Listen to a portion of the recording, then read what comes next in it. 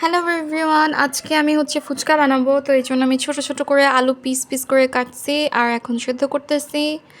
দেন আমার অনেক পেঁয়াজ বেশি দিয়ে ফুচকা ভালো লাগে, এই জন্য পেঁয়াজ বেশি দিছি। আর এখানে তেঁতুল ভিজাইছি। আর এখানে আমার চটপটি মশলা, ম্যাগি সাথে ম্যাজিক মশলা দিছি আর মরিচ গুঁড়া, লবণ দিছি।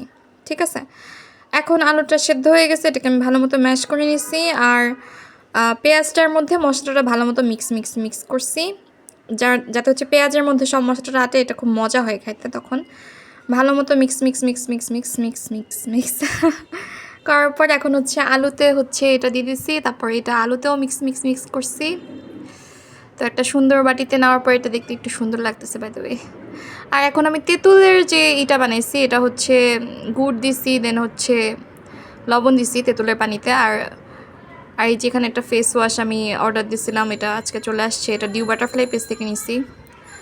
আর এই তো মেইনলি এখন আমি বানাবো ফুচকা। তো ফুচকাটা এখন ভাজতেছি।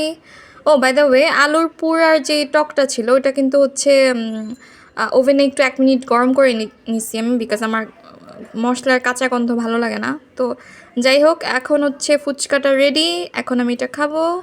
ওকে, বাই এভরিওয়ান।